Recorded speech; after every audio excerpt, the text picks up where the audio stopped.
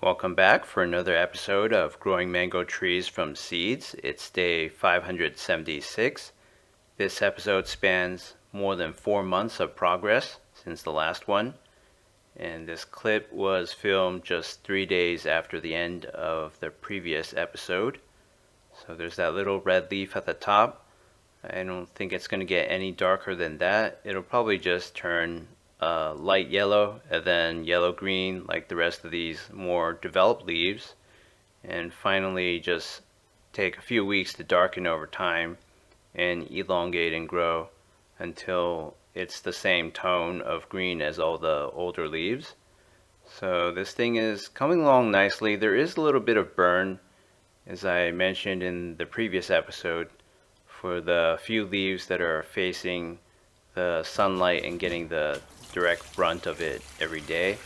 So that is a little bit of a concern going forward.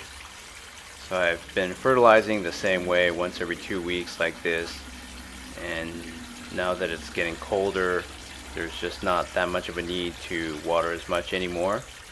So that's something that it took me a while, like a few weeks, to sort of adjust to with all my plants. And here I'm showing me spraying with my new backpack sprayer that's battery powered. It's really fun to use, and it's a great tool for washing the foliage of all my plants, get rid of all the dust, dirt, and bugs and things like that.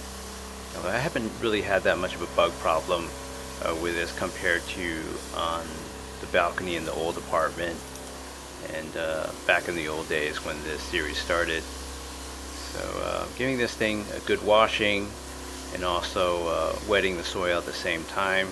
So it's becoming pretty top heavy. And on day 591, I'm showing some nighttime footage. I haven't filmed at night for quite a while because I've really enjoyed the direct sun for the past few months and what that's been able to do for the videography of all my plant growing series. But there is a certain appeal to filming at night. It's a stark contrast of the night compared to the verdant green of the leaves. So I'm just continuing my routine here, going through the fertilization motions and watering like once every 2 weeks. And I'm going to see how this thing adjusts to the winter conditions that are falling upon it.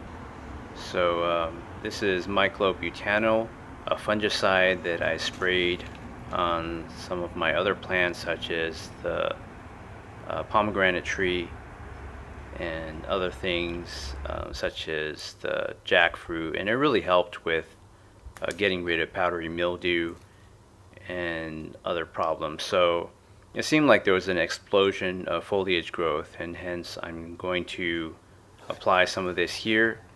So yeah, I'm not going to go over the math in the subtitles like I did with the other videos, but I basically put in 1 volume of this for 255 volumes of distilled water, I believe. So I'm just following the average listing among all those different entries you just saw in the instructions for various kinds of fruit shrubs and trees. So yeah, they don't give a specific recommendation for a mango tree, but I figure it can't be too far off. So hopefully this does something, and if there was fungal infection or anything holding it back, that it won't be a problem going forward. And I'm just going to mix it up here in this battery powered backpack sprayer, Hudson Pro brand. It's very neat looking and very easy to use. So I've just been using this, and most of the time I just fill it up with water though to wash the leaves. But in this case I'm actually using it for what's most often its intended purpose, which is industrial application of things like pesticides, fungicides. So it's day 605. I decided to move my mango plant to the corner of the balcony because this corner gets less light than having this plant just be in the middle of the edge. So hopefully that will eliminate the burning problem, although I know this corner does receive more direct sunlight towards the middle and end of its daily direct sunlight session, which can come about 1 p.m. to 2 p.m. maybe in the day. So it's day 619. The leaves were still burning, so I decided to move my mango and my avocado to near the balcony sliding doors, and they'll get a little bit more reflective light this way as well. So after that, it was day 648. I decided to move my mango and avocado indoors as the leaves were still burning up. The mango is actually doing better than the avocado. The avocado leaves are just burning badly no matter what I do. So this is getting about 400 lux for the top leaves, which is very, very light. And I'm not even sure that it's going to be enough, but I'll just keep trying what I can to stop this thing from burning. And as you can see, the leaves that are old are pretty weathered and beat up. Now granted, these leaves are about more than 2 years old at this point. Let's see, yeah, well, not 2 years fully, but almost 2 years old. So you can see there's burn marks on the top. Those are from the last few days from which this thing was still on the balcony. And the burns just seem to get worse over time. There's no signs of fungicide or anything. And I know there's probably a lot of people thinking about it's a fertilizer or whatnot, but this is day 654. And in this clip, I'm fertilizing for the first time in 49 days. So it sat indoors over the coldest periods of the winter. And perhaps that's good for a plant because it receives more moisture and CO2 indoors anyway, and the warmth is the most important thing. So on day 656, I moved my mango next to the sliding door once again and out of the study room along with my avocado, and I have it here because it receives no direct sunlight even in the morning, but it has a high level of indirect sunlight, which should be best for this plant since it seems to have had its best growth, well, mostly my avocado, during the period in which the balcony wasn't receiving any direct sunlight. So here there's times 10 to consider in the bottom. That's about like 3,000 lux being received by most of these leaves.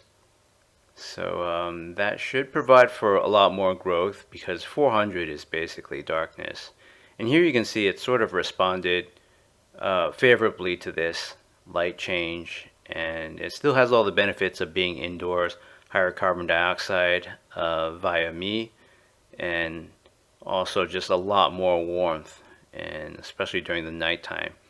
So it's 2 days later, you have new sets of leaves that are fast developing on 2 of the shoot apical meristems. This third one to the right, that's actually the branch that looked to be the front runner in the beginning, but those new leaves stalled out for such a long time. And I think when that happens with mango, it just goes nowhere. Eventually those things will burn up, no matter how long it takes, maybe a few months, a few weeks, or even a year. And then something new will grow again like it did for this plant in October of 2020, I believe, was when this thing really started taking off again after I think more than a year of inactivity and being comatose from all those transplants, the cutting off of the lower 2/3, 70% of the taproot in the beginning. So there's that very lush red, but the colors here are not as verdant as they're not as wild as they were previously. So it just doesn't look as aesthetic. So it's already day 165 here. I'm in the phase in which the leaves are long and yellow, which I consider to be the most beautiful phase of new leaf growth. And as you can see, this is just a big mess because you've got burned leaves, and the leaves are all big and they're overcrowded like crazy. So everything's just all gnarled, and I don't think these kinds of tropical fruit trees were meant to grow in such a dry place anyway. So maybe the low humidity contributes to all this leaf curling and whatnot. So things are growing healthily, but they're just sort of deformed. So it's day 702. It's the end of this episode. The new foliage stopped burning.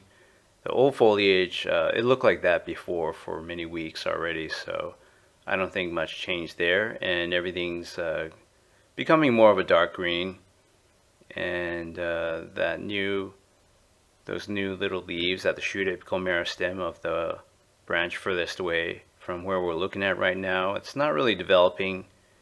So that might just remain comatose for a while.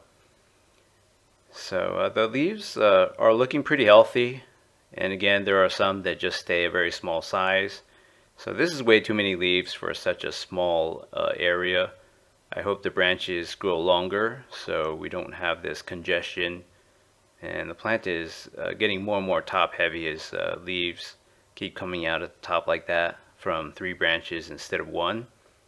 So that's basically it for this episode, and I'm giving you a sort of underside view so you can see how long these branches have grown. The original shoot apical meristem just burned off and formed a stump, and 2 of these are continuing on to phase 2, and one of them is stuck there.